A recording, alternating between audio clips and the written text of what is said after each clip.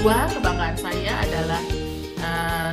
adalah duta besar perempuan kedua untuk PBB di New York, dan saat ini saya duta besar perempuan pertama Indonesia untuk India. Dan kemenangan Indonesia di Dewan Keamanan PBB, menjadi anggota Dewan Keamanan PBB di tahun 2018 itu salah satu yang paling saya sulit lupakan. Itu suasana yang membanggakan sekali, dan betapa Indonesia adalah negara yang besar, negara yang sangat membanggakan gitu ya.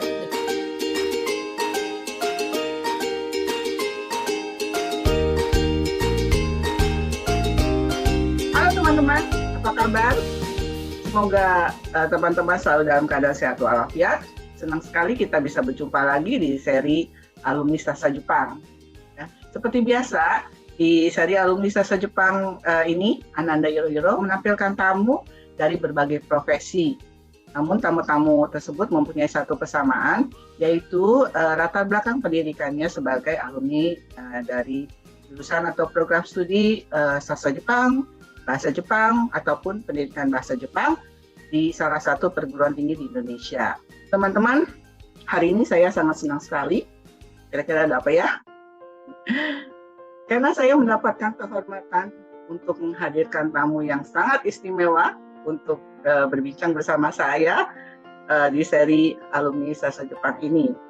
Ya, di tengah kesibukan yang luar biasa sebagai perwakilan negara Indonesia di luar negeri, tamu kita ini masih menyempatkan diri untuk menerima undangan saya untuk ngobrol pada hari ini. Siapakah gerangan tamu istimewa kita kali ini? Beliau adalah seorang diplomat yang kini menduduki jabatan yang penting di kantor perwakilan Indonesia di luar negeri. Loh, apa hubungannya jurusan sastra Jepang dengan diplomat ya? Oke, teman-teman, mari kita temui tamu istimewa untuk kita ajak ngobrol ya. Halo, Ibu Ina. Long time no see. Apa kabar nih? Baik, alhamdulillah, puji Tuhan, Bu Apin. Agak deg-degan nih kita hari ini karena tamu saya ini sangat istimewa ya. Tapi saya coba deg-degannya dihilangkan ya, dikurangi. Deg-degannya bisa dihilangkan dengan membayangkan saya yang waktu masih mahasiswa. Ya teman-teman, kebetulan tamu saya kali ini juga adalah adik kelas saya di universitas ya. Jadi senang bisa ketemu lagi. Sudah lama sekali tidak ketemu karena kesibukannya beliau juga ya, keliling-keliling dunia nih. Hai. Oke, sebelum kita ngobrol yang seru nih, Ibu Ina, apakah boleh Ibu Ina menyapa teman-teman kita di luar sana sekaligus memberitahu jabatan Ibu Ina sekarang apa gitu, supaya mereka jadi nggak penasaran nih. Nama saya Ina, lengkapnya sih panjang, Ina Hakniningtyas Krisnamurti, panggilannya Ina. Saat ini saya menjabat sebagai Duta Besar luar biasa berkuasa penuh Republik Indonesia untuk India, merangkap Bhutan di New Delhi. Saya tiba di New Delhi sejak tahun lalu.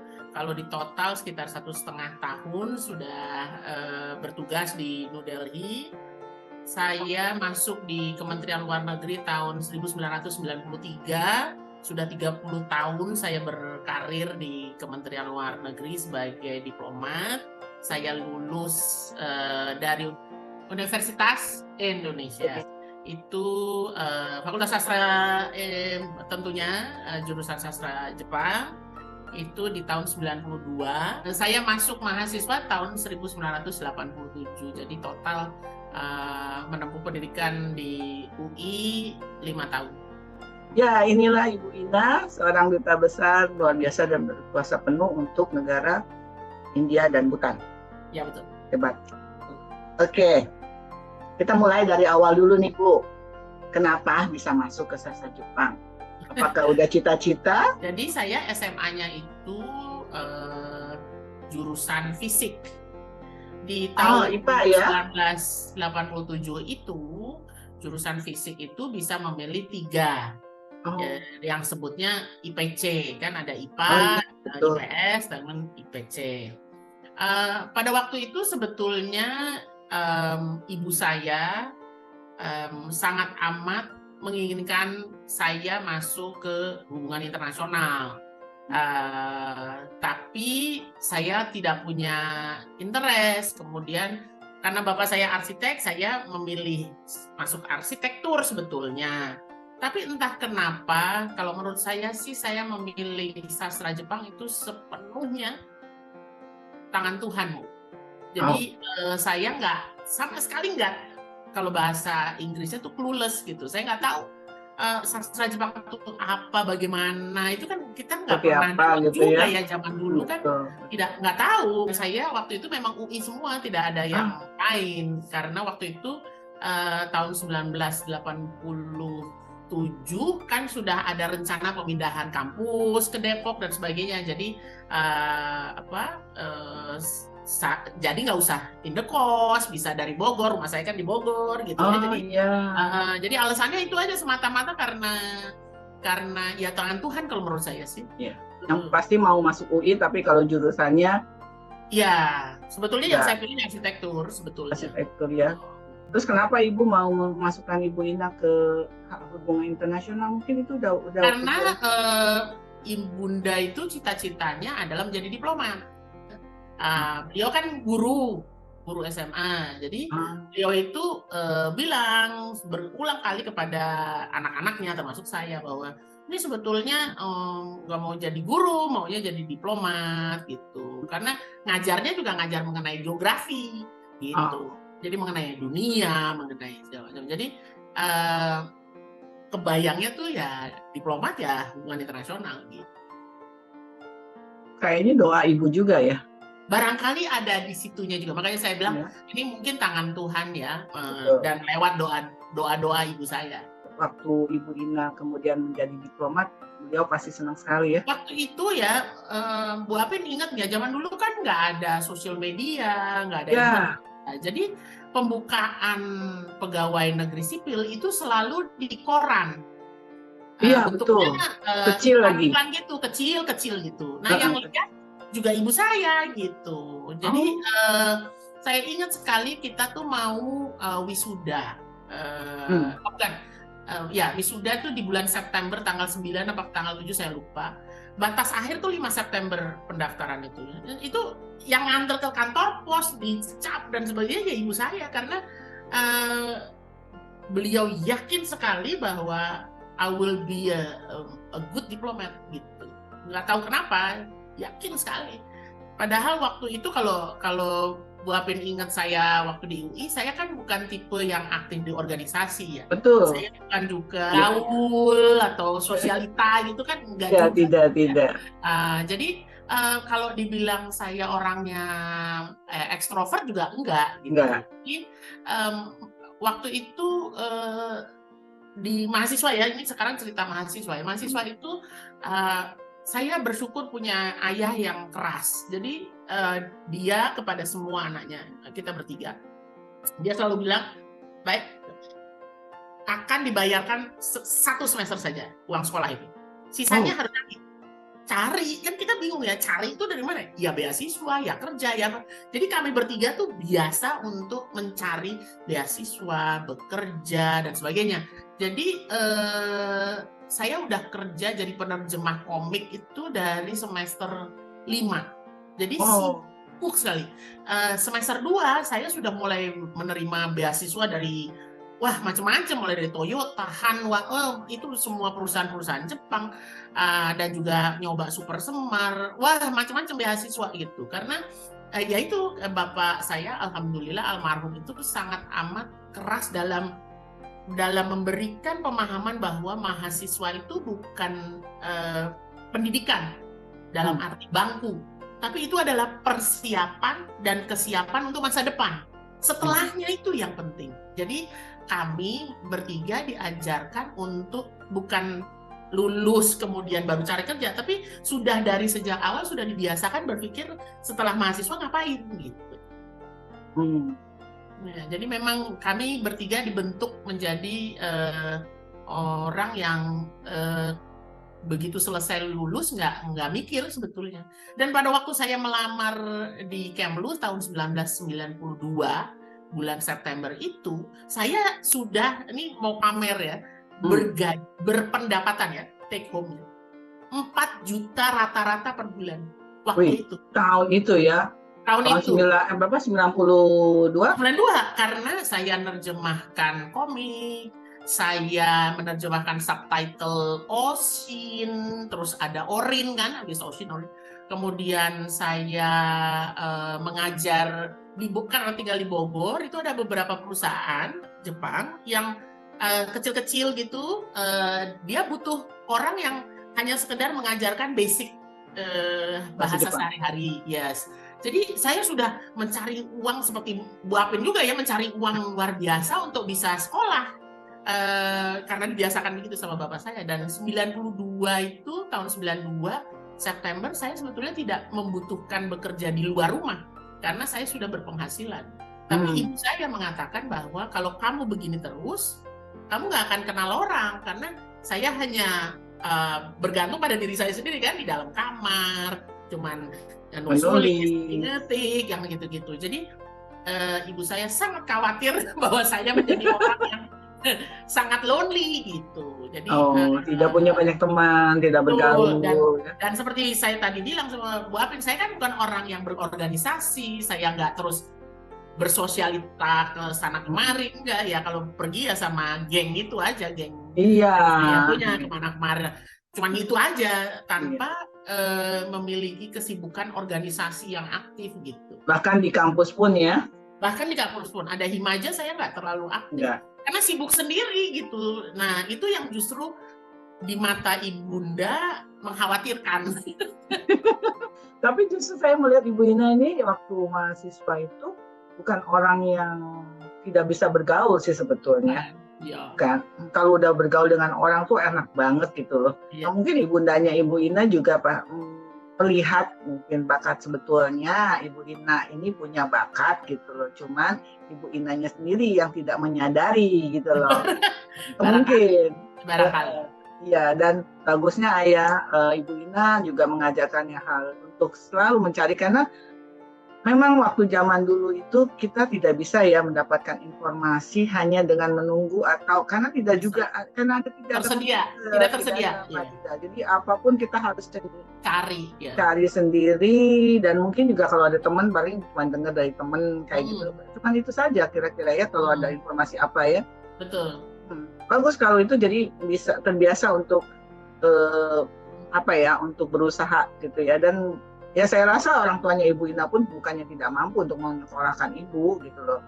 Ya kan, untuk masuk universitas karena memang ingin membuat Ibu Ina mandiri gitu, dan terus berusaha mengajarkan mengajarkan kemandirian, dan juga pada saat yang sama yaitu mengajarkan konsep bahwa menjadi mahasiswa duduk di universitas itu bukan titik tapi koma, bukan finish, bukan garis finish tapi garis start. Jadi ya mengajarkannya begitu, konsep bahwa menjadi mahasiswa adalah mempersiapkan diri kita, bukan hanya apa yang kita dapatkan dari dosen, tapi justru yang lebih daripada itu.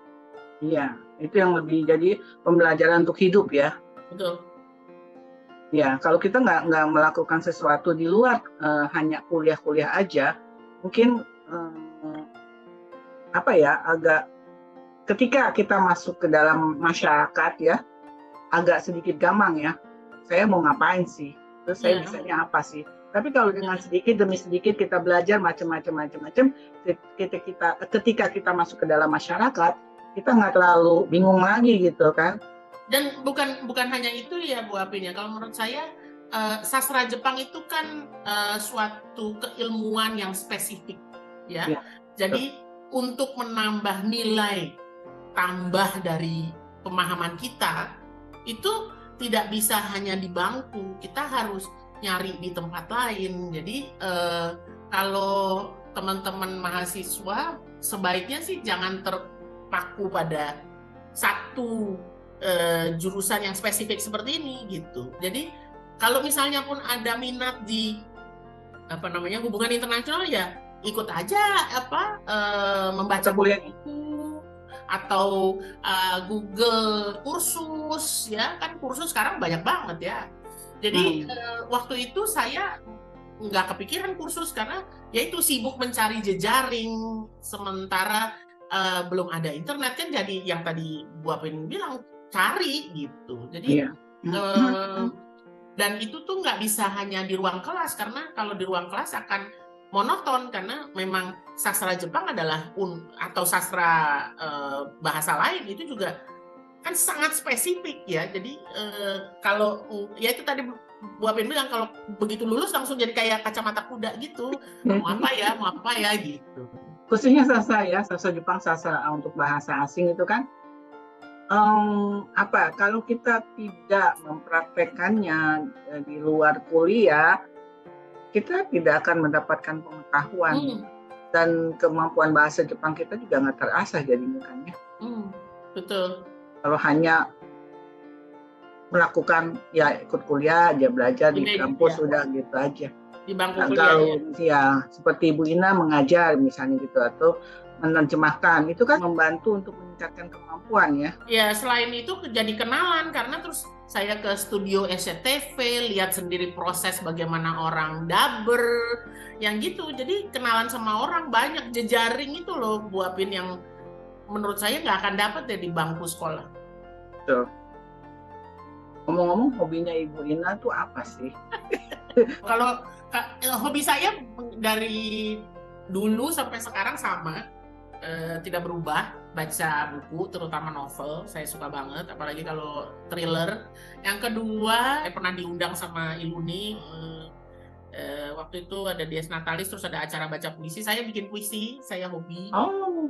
Saya punya blog yang punya saya sendiri, nggak bisa dibuka sama siapa-siapa, isinya kumpulan puisi saya. Yang ketiga, saya itu hobinya main warna. Main warnanya bisa apa aja, cat air, cat poster, cat, tapi main warna, bukan melukis ya. Kalau melukis tuh terlalu tinggi, kayaknya saya nggak sanggup. Tapi main warna, jadi saya senang banget menyapu di kertas apa di kanvas gitu, warna. Ini kadang-kadang suka ada surprise itu, warna semburat itu. Oh ternyata ini dicampur ini jadinya ini ya gitu. Dari dulu sampai sekarang nggak berubah ya, 3 itu hobi saya. Boleh dong bacain puisinya nih. Waduh, kalau coba saya cari yang bisa dibaca. Boleh dong. Pasti orang-orang ingin tahu seperti apa sih puisinya. Seperti apa ya? Boleh dong dibacakan di ini, satu kehormatan nih saya. Yang paling netral aja ya. Kalau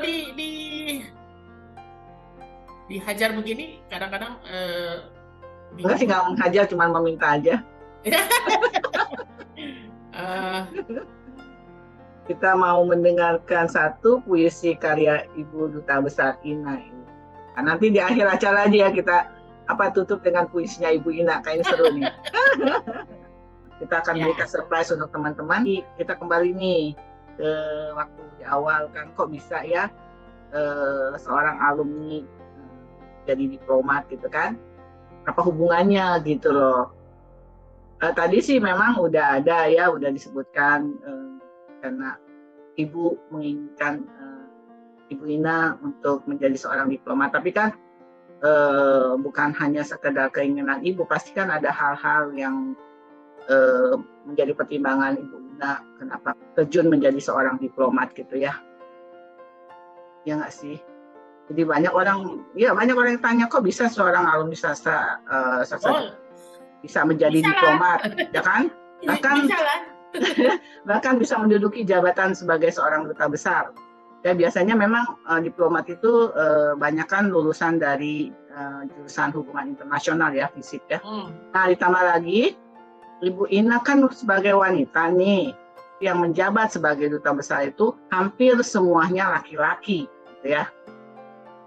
Nah mungkin Ibu Ina bisa bercerita bagaimana dan kenapa Ibu Ina kemudian memutuskan menjadi diplomat setelah lulus dari Sastra Jepang UI, dan mungkin bercerita tentang perjalanan Ibu Ina jadi seorang duta besar saat ini, duta besar luar biasa dan berkuasa penuh untuk India. Pasti kan sebelumnya juga ada jabatan-jabatan tertentu, jabatan-jabatan yang eh, eh, di apa ya namanya, jabatan-jabatan yang sebagai diplomat di luar negeri ya. Hmm. Oke, sebetulnya kalau karir panjang ya, karena udah 30 tahun saya di diplomat gitu ya. Eh, Awalnya dulu mungkin.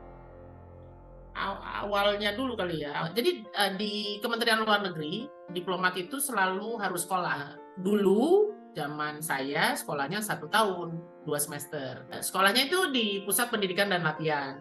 Nama Oh, sekolahnya adalah Sekolah Dinas Luar Negeri. Itu berarti kalau bahasa Inggrisnya Diplomat Course. oh, Uh, jadi diplomat itu isinya sekolah terus karena kita ada jenjang sekolah. Jadi setelah Sekdilu, sekolah dinas luar negeri, terus ada Sesdilu, sekolah staf dinas luar negeri. Terus yang paling tinggi adalah Sesparlu, sekolah pimpinan dinas luar negeri. Nah saya waktu mendaftar Kemlu juga nggak tahu tuh sebetulnya bahwa ternyata kita tuh mendaftar sekolah diplomat. Saya ingat sekali saya tes itu di Kemenpora. Itu yang daftar tuh 100 ribuan, banyak sekali. Nah, apa oh. namanya, yang diterima angkatan saya itu cuma 47. 7 perempuan, 40 laki-laki. Memang waktu dulu komposisinya seperti itu ya, lebih banyak pria daripada wanita. Tapi sekarang satu angkatan tuh bisa mencapai 150 orang dengan komposisi perempuannya 60-70% daripada laki-laki. Jadi lebih banyak sekarang wanita daripada pria untuk diplomat. Untuk sekolah ya, sekolah diplomat. Setelah sekolah diplomat, barulah kita bisa bekerja. Magang dulu, setelah magang baru diterima menjadi pegawai. Jadi sebetulnya kalau di Kementerian Luar Negeri beratnya tuh yang di sekolah itu. Kalau ditanya kenapa jadi diplomat, tadi saya udah terangkan bahwa sebetulnya ini tangannya ibu saya karena ya itu tadi dia stres melihat saya di dalam kamar terus bekerja gitu ya. Uh, Kalau saya nggak tahu kenapa jalan hidup saya ini selalu kayak sungai, kayak air yang mengalir gitu, ngikutin arus saja gitu. Nah, pas waktu jadi diplomat saya hampir saja menyerah di tahun 2010 karena berat jadi diplomat tuh. Berat dari sisi pekerjaan, dari sisi kehidupan pribadi. Berpisah dari keluarga kan berat ya, karena kalau jalan-jalan sih bisa cuma seminggu, 4 hari. Tapi kalau jadi diplomat kan harus hidup di luar negeri. Nah itu yang membuat nggak kuat. Tetapi saya jatuh cinta sama pekerjaan ini bukan dari sisi sulitnya saja, tetapi juga betapa bangganya kita membawa nama Indonesia. Jadi kalau lihat background saya tuh, yang membedakan saya dengan teman-teman yang lain, kalau latar belakang Zoom adalah bendera yang 3 di ujung itu Oh. karena dubes, jadi saya bisa membawa bendera. Tetapi kalau teman-teman ya bawa Garuda. Dan saya ingat sekali pengalaman saya di New York sebagai duta besar untuk PBB, itu juga bangga sekali dengan duduk di meja di mana ada tulisan Indonesia gitu. Jadi saya jatuh cinta pada karir ini hanya mungkin kelihatannya simple dan menurut orang kok cuma segitu aja sih. Kelihatannya simple dan cuma segitu aja, tapi membawa nama Indonesia tuh membanggakan gitu. Jadi dan kalau saya bilang ya, semua orang bisa mencela Indonesia, tapi harusnya orang sadar bahwa Indonesia tuh luar biasa hebatnya. Kita bangga dengan bahasa kita yang mungkin orang sampai bingung gitu, hah? Jadi semua orang bicara bahasa Indonesia, itu aja sudah mengagumkan gitu loh, bicara bahasa Indonesia. Misalnya gitu ya, kecil gitu. Terus mereka sampai misalnya, hah, Pulau Bali Hindu minoritas tapi juga ada di Indonesia yang penduduk Muslim terbesar. Jadi banyak sekali hal-hal kecil yang menurut orang barangkali cuma segitu aja. Padahal Mungkin orang enggak. dalam negeri berpikir Iya, seperti itu biasa aja iya. gitu. Tapi kalau dari luar negeri, wah Indonesia tuh keren banget, hebat sekali Indonesia. Dan makanya saya jatuh cinta pada karir ini. Oh, keren ya. Nah, Tadi Ibu Ina mengatakan bahwa pernah menjadi duta besar Indonesia untuk PBB. Itu satu hal yang keren juga loh. Saya pernah ke markas besar PBB yang di New York. Begitu masuk aja saya bangga sekali. Saya ada di markas besar PBB.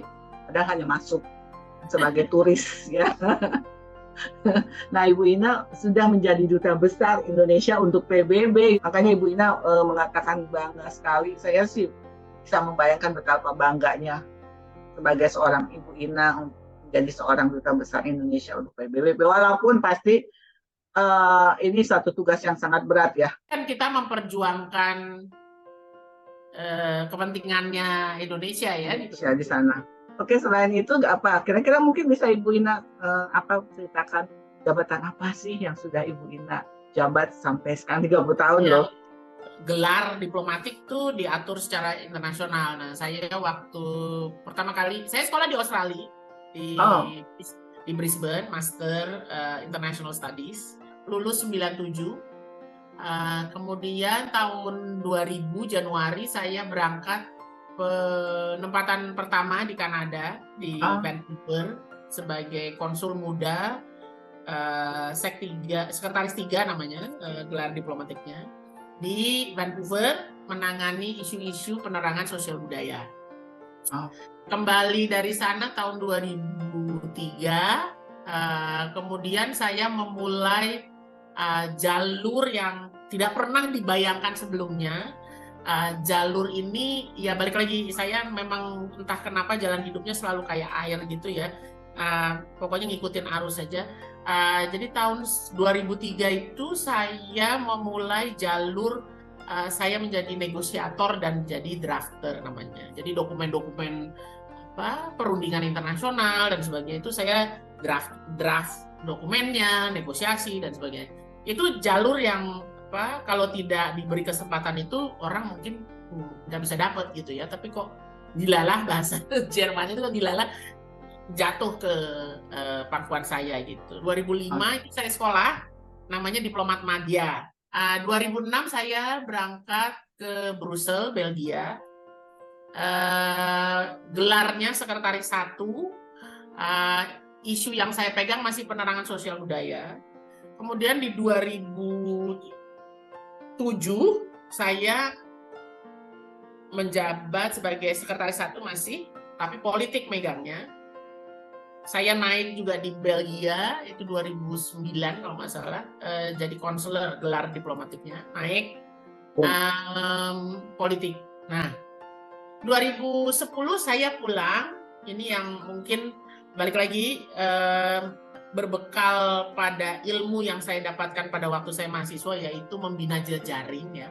Membina jejaring itu kan sebetulnya membangun jembatan yang terus-menerus kepada semua orang gitu ya, dan kita tidak boleh lupa sama jembatan silaturahmi yang sudah kita bangun gitu. Jadi yang lama-lama ya tetap kita apa kabar? Jadi kalau ketemu juga masih gitu ya. 2011 saya sekolah lagi untuk yang senior, diplomat senior. Nah, ini dia nih, mulailah jalan. Jadi jalan yang kemarin dari sejak awalnya saya entah gimana kok arahnya ke situ, jadi itu terus-menerus terasah. Ya network, ya jadi drafter, ya jadi negosiator, itu terus terasah sampai di 2011 saya sekolah pimpinan, which is naik satu lagi. Dari madya ke senior ya?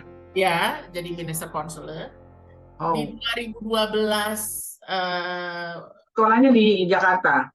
Masih di Jakarta ini. Iya. Di 2010 itu pulang dari Belgia, entah kenapa saya, karena bapak saya meninggal, ibu saya sendiri, saya berjanji sama Tuhan bahwa saya ingin menemani ibunda. Saya tidak mau lagi penempatan di luar negeri. Itu 2010. Kemudian saya sekolah pimpinan 2011, ternyata masih bisa karena seharusnya telat, tapi karena saya ngotot gitu, saya akhirnya masuk ke 2011 sekolah. 2012 saya menjadi Kasubdit untuk isu Uni Eropa. Di Januari 2013, hanya 1 tahun saya menjadi Kasubdit. 2013 Januari mulailah saya menjadi direktur, dan itu promosinya loncat berarti. Jadi direktur WTO dulu, World Trade Organization, itu multilateral 2013, 2014 tuh direktur di ASEAN. Setelah itu saya menjadi dubes di PBB mulai 2016. Jadi Tuhan Maha baik, saya cepet larinya gitu. Alhamdulillah, puji Tuhan. Jadi gitu ceritanya Bu Apin. Saya kalau misalnya saya ditanya kalau kebanggaannya Ina selama jadi diplomat apa? Ada dua. Satu, Tuhan memberikan waktu bagi saya menemani Ibunda selama 7 tahun, dari tahun 2010 sampai 2016. Menemani Ibunda pindah rumah karena Bapak nggak ada kan, pindah rumah, kemudian netepin gitu ya, biar ajak dan sebagainya. Itu nomor satu, itu dari 2010 ke 2016. Saya nggak keluar negeri tuh, tapi kok ya Tuhan Maha baik dengan tetap menaikkan saya promosi gitu ya. Dan itu kayaknya ini banget, blessing from God kalau menurut saya.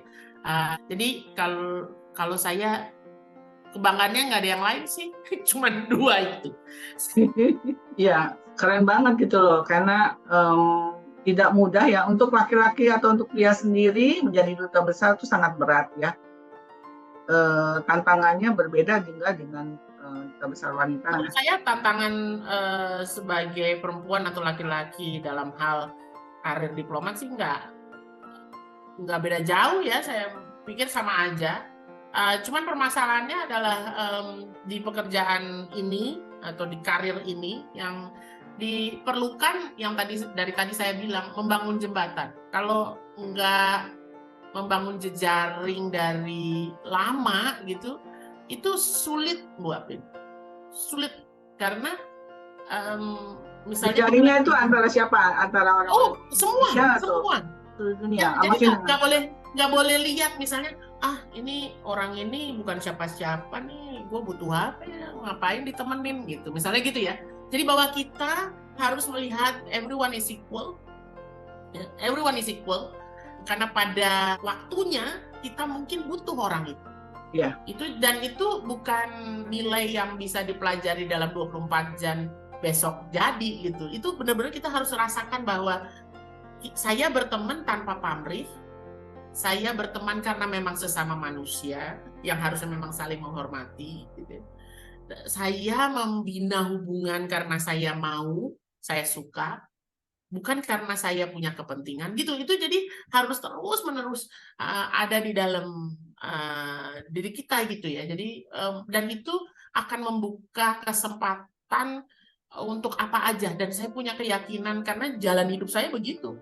Semuanya kayak alur air sungai yang ngalir aja. Banyak yang dimudahkan ya. Ya, karena ada saja orang yang buka pintu, buka jendela, ayo masuk, ayo. Jadi karena Ibu Ina sendiri juga tidak menutup pintu untuk orang-orang gitu kan. Jadi ya, karena kan kita pada prinsipnya kita kan sama semua. Iya. Yang kedua, manusia, kalau saya melihatnya diri saya aja. Saya hobi sama. Minat tapi beda. Dari waktu SMA, mahasiswa, sekarang umurnya udah hampir 55, beda minat saya. Jadi jangan sampai bahwa enggak, gue maunya pokoknya soal Jepang. Duh, jangan begitu gitu, karena jangan mengunci diri untuk sesuatu yang belum ada juga gitu. Kalau belum apa-apa sudah membatasi diri, ya akan sulit. Harusnya ya membuka diri aja. Kalau misalnya ada kegiatan di ini ikut gitu. Jadi membukalah diri untuk berjejaring, membuka jembatan. Dari perjalanannya Ibu Ina selama 30 tahun itu berawal dari hobi membaca buku ya. Ya kan? Ya, itu juga membuka wawasan. Sama majalah, memang saya dari dulu suka baca. Zaman dulu kita kan sulit langganan, sulit apa ya, selalu kan ada di perpustakaan. Kalau nggak di perpustakaan, ada di tempat-tempat sewa. Dulu kan banyak ya tempat-tempat sewa majalah, tempat sewa. Banyak. Yang saya lakukan adalah kalau di UI, biasanya kalau di sastra UI itu ada perpustakaan yang isinya majalah. Dulu ada majalah Times, Newsweek, yang itu bahasa Inggris. Iya, iya. Nah, itu saya suka banget baca. Jadi selain berbahasa Jepang, Ibu Ina juga fasih berbahasa Inggris dong tentunya. Maybe. Um, Mungkin ya. Kalau bahasa iya Jepang kan? sekarang saya terus terang udah hilang ya. Kalau dulu sih ya iyalah, tapi kalau sekarang saya cuma bisa ya Ohio, yang gitu-gitulah, yang simpel-simpel sekali. Malu jadinya. Karena lebih maju bahasa Inggrisnya ya, karena Karena sering dipakai. ya betul. Kalau nggak salah nih ya, ujian untuk masuk ke Kementerian Luar Negeri itu sangat luar biasa sulit. Sulit, ya. Ya kan? Ya. Dan kalau nggak salah sistem gugur ya. Ya. Mungkin ada mahasiswa gitu ya, ketika melihat ini, saya juga jadi kepengen bergabung dengan Kemenlu, apakah itu mungkin menjadi diplomat gitu ya. Mungkin bisa kasih tahu kira-kira biasanya ujian apa yang atau sistemnya, atau mungkin dari awal harus daftar atau bagaimana, kemudian kalau sekarang ASN karena ada undang-undangnya aparatur sipil negara, maka ujian untuk menjadi pegawai negeri itu serentak, jenisnya sama. Jadi dan itu ada jatahnya, apakah tahun ini Kemlu boleh buka atau enggak. Kita sudah kebanyakan atau enggak, yang gitu-gitu. Nah, untuk mengetahui persyaratan atau apakah Kemlu buka atau enggak, yang dibuka apa, itu ke website-nya Kemlu, www.kemlu.go.id. Pasti di situ ada keterangan pembukaan seleksi. Selain itu juga pengutamaan Kemlu sekarang juga bergeser. Jadi tidak lagi pada ilmu-ilmu sosial politik saja, tetapi juga ada ilmu-ilmu yang dicari, misalnya teknologi komunikasi, komunikasi massa, bahkan di masa lalu kita juga terima dari IPB, Institut Pertanian Bogor. Jadi kalau teman-teman sastra Jepang ingin mendaftar, tolong dilihat betul-betul apakah masuk di kategori-kategori pekerjaan itu, karena memang sekarang semakin kompetitif ya, dan dasarnya adalah Undang-Undang Aparatur Sipil Negara. Jadi Kementerian Luar Negeri mengikuti sistem rekrutmen dari nasional, instead of kita bikin sendiri. Kalau zaman saya kan bikin sendiri karena kita memang ada sekolah diplomatnya gitu ya. Kalau sekarang nggak bisa, semuanya harus standar nasional, baru nanti pengususan ke Kemlu. Tapi masih pada waktu melamar udah ditentukan saya mau masuk Kemlu gitu kan. Kira-kira untuk mahasiswa sastra Jepang ini masih dimungkinkan nggak sih untuk menjadi seorang diplomat? Pokoknya gini ya, saya selalu mengatakan ini kepada siapapun yang berkonsultasi atau pengen ngobrol dengan saya mengenai jadi diplomat. Nomor satu, bahasa itu penting tapi bukan nomor satu. Bahasa itu nomor 11, nomor 12, nomor 13. Penguasaan bahasa itu nomor kesekian. Nomor satu yang utama, pahamilah situasi dunia. Jadi misalnya, ini pertanyaan semudah, misalnya sesederhana, negara ASEAN ada berapa? Hitung dulu nih. Makanya justru itu, jadi kayak begitu aja nggak tahu ya gimana mau jadi diplomat gitu. Negara ASEAN ada berapa? Sebutkan. Nah, kalau nggak bisa jawab ya, wah ya berat. Jadi yang paling nomor satu, pahamilah bahwa ini diplomat, jadi pemahaman, pengetahuan mengenai global ya. Ya, harus tahu paling nggak sedikit aja yang bagian kulit. Nah, untuk tahu dari mana, Cak? Ya baca.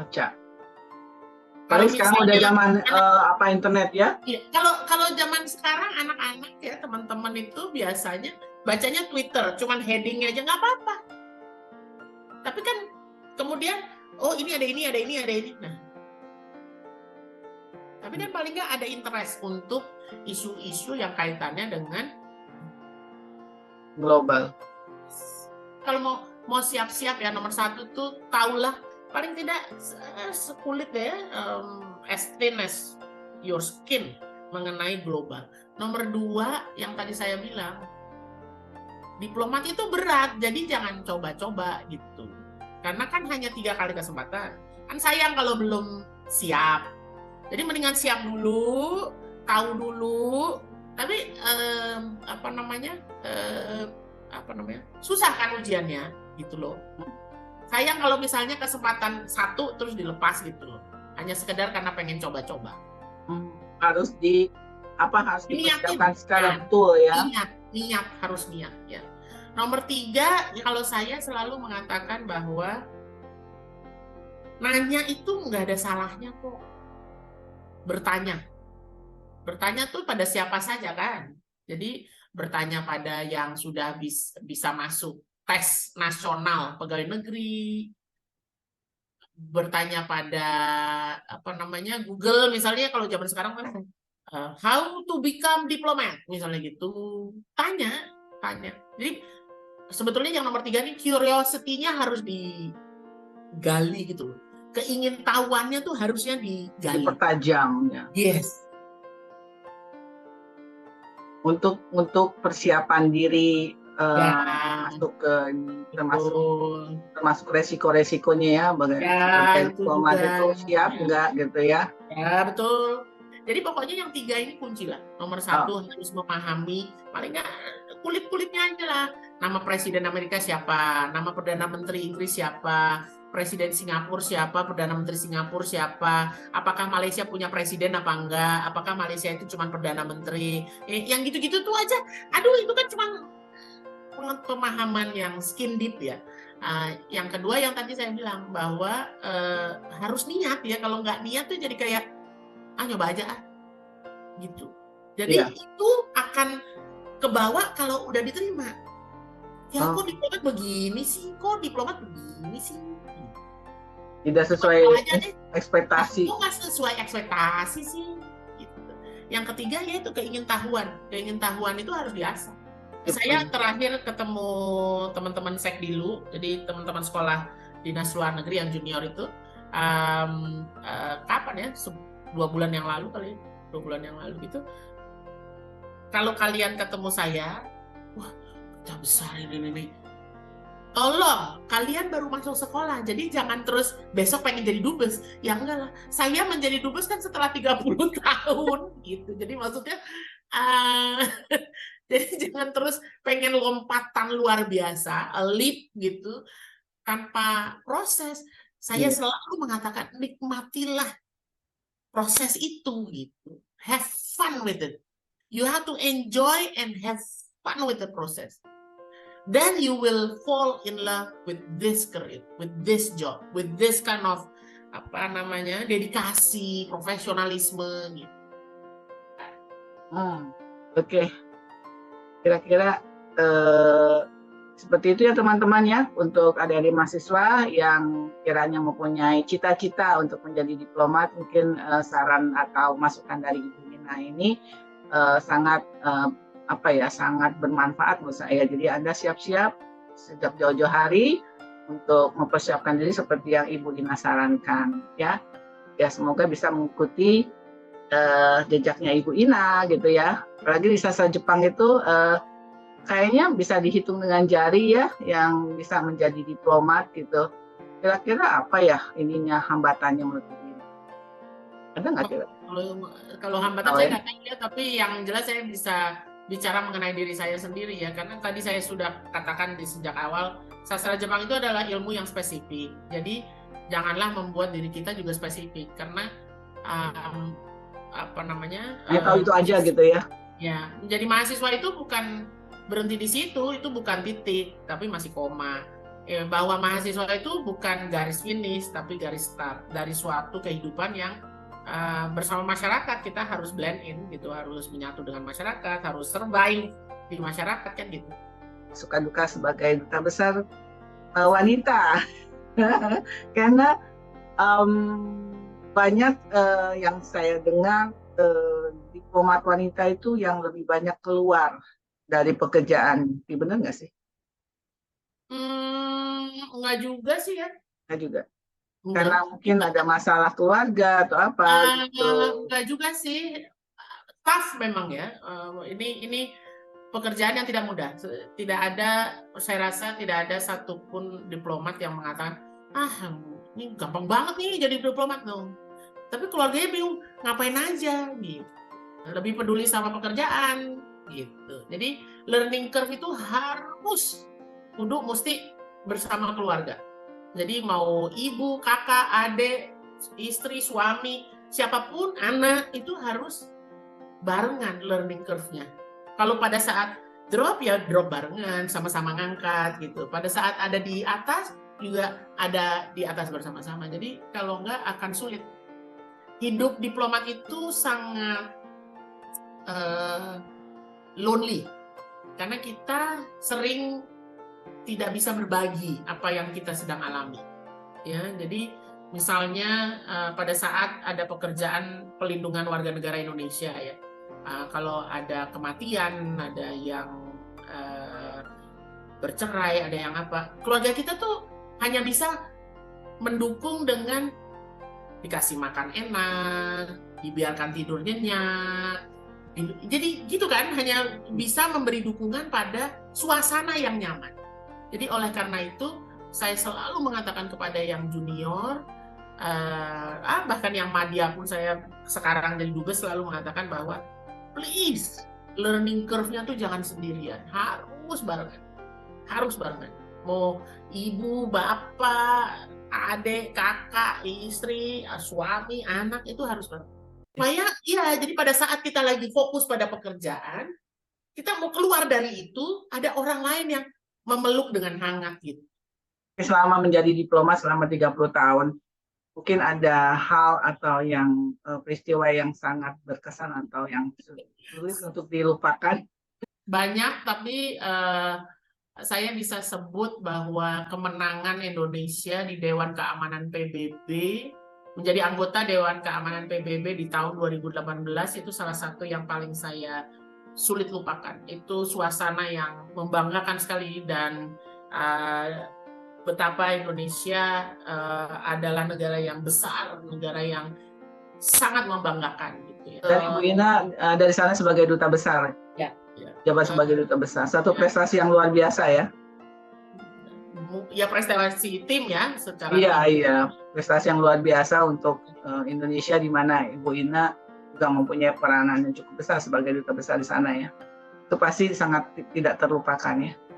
Ya. Bayang sih, banyak yang pro kontra ya kan, banyak yang menolak, mungkin banyak negara yang menolak, yang tidak setuju, dan itu harus dinegosiasi, harus dibikin mereka mengerti kenapa Indonesia harus menjadi anggota Dewan Keamanan PBB begitu ya. Ya. Wow. Dukanya adalah saya kehilangan banyak sekali teman dekat selama saya bertugas, karena kerjaan ini adalah kerjaan yang very stressful, banyak tantangan, jadi bekal kesehatan itu menjadi sangat amat penting. Oleh karena itu, yaitu dukanya adalah karena pekerjaan kita yang seperti ini gitu ya. Saya kehilangan nggak satu nggak dua gitu teman yang sangat amat dekat gitu karena kesehatan. Jadi itu juga sedih sekali ya, karena dan tidak ada di tempat ketika mereka. Iya, itu juga kan pada waktu mereka nggak ada, saya nggak bisa hadir sama mereka gitu ya. Jadi itu juga ya, dukanya sih itu ya. Oke. Pertanyaan terakhir nih Bu Ina, mungkin ada pesan untuk adik-adik kelas kita atau untuk mahasiswa sastra Jepang yang kini sedang sedang meniti masa depannya gitu kan. Mungkin ada pesan dari Ibu Ina gitu untuk mereka, dan juga mungkin ke keluarga dari mahasiswa yang mungkin galau anaknya masuk sastra Jepang, kemudian ke depannya bisa jadi apa gitu. Oke, yang pertama tentunya saya harus bicara kelebihannya menjadi mahasiswa Fakultas Sastra. Kelebihannya adalah Fakultas Sastra merupakan suatu fakultas di mana kita belajar mengenai manusia, mengenai masyarakat, mengenai komunitas, mengenai manusia. Awalnya itu adalah dari manusia. Karena itu, maka kita belajar, kalau bahasa Inggrisnya tuh humility and humanity, kemanusiaan dan rendah hati. Karena kita mulai dari belajar mengenai manusia. Itu kelebihannya belajar di Fakultas Sastra, apapun jurusan bahasanya. Terlebih mengenai sastra Jepang, yang kalau saya mengatakan dari tadi adalah spesifik, ya spesifik.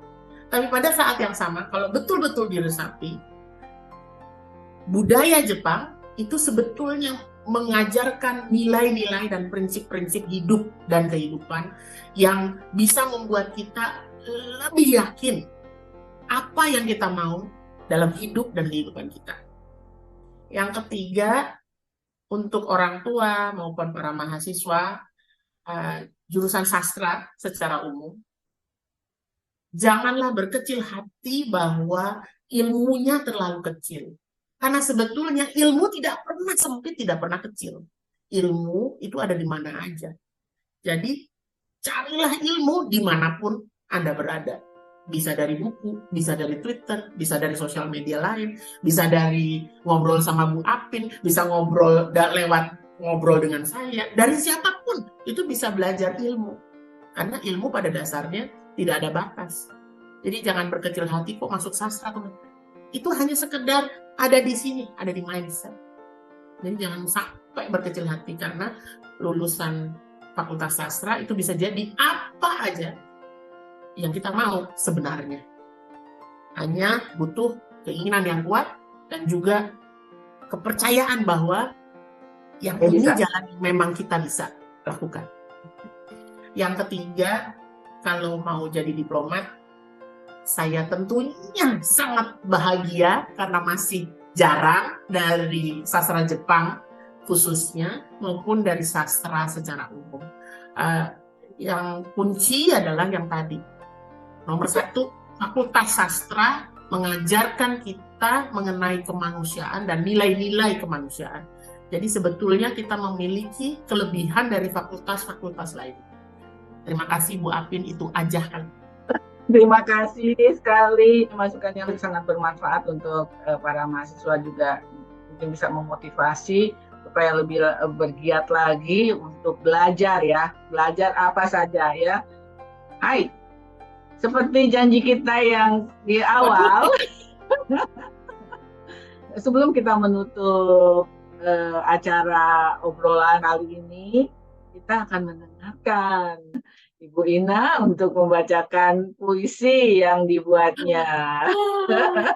Satu kehormatan buat kita semua bisa mendengarkan Ibu Ina membacakan puisinya, karyanya sendiri. Saya jadi grogi. Sekarang gantian saya. Grogi ya, nggak apa-apa. Pagi-pagi grogi deh.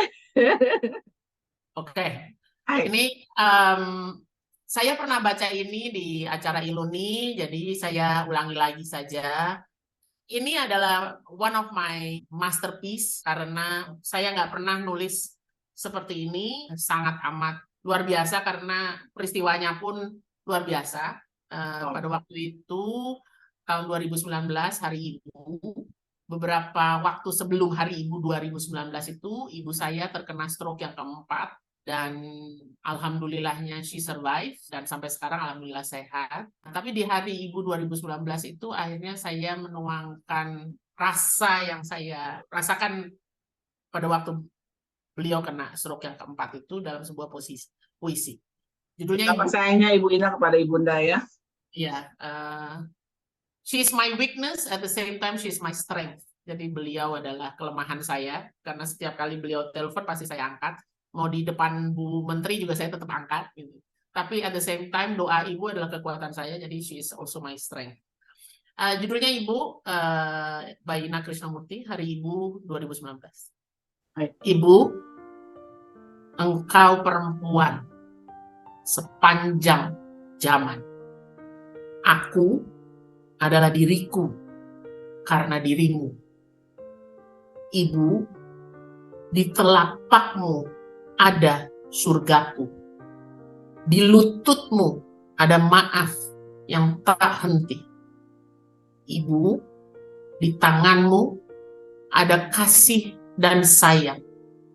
Di matamu ada cinta tanpa batas untuk keturunanmu. Ibu, di peluhmu usaha berdayakan putra-putrimu untuk mandiri. Di tangis dan tawamu ada doa sepanjang umurku. Ibu, maafku untuk semua salahku, sungkemku untuk segala dosaku. Ibu, doaku untukmu selalu selamanya.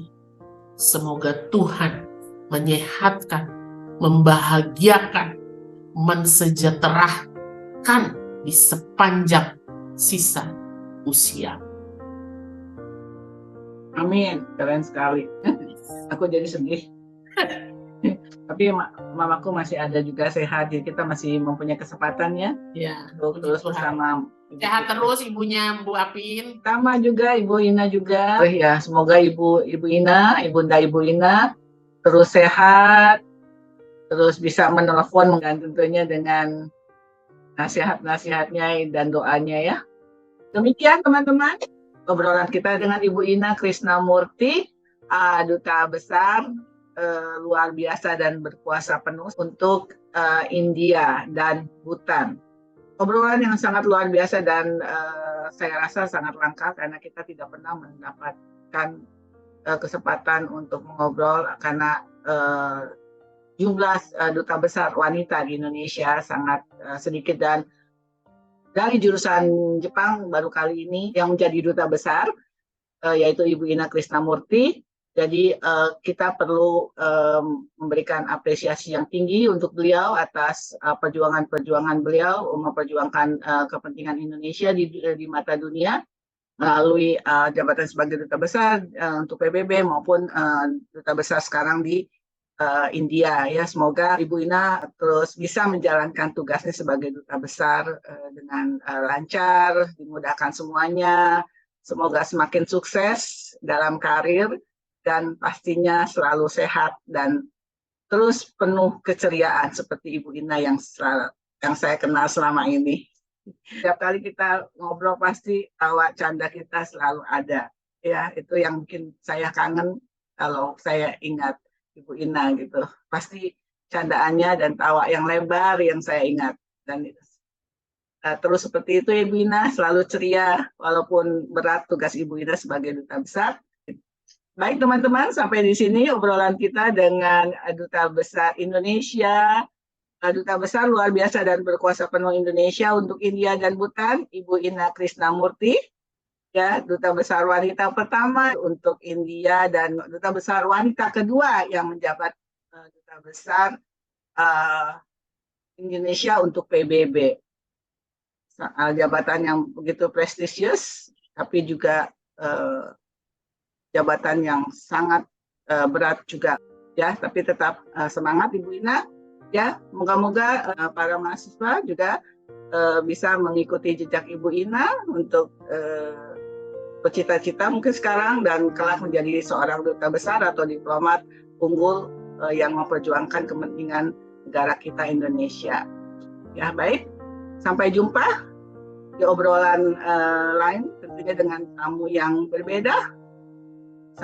Mata kondo minasan, bye bye.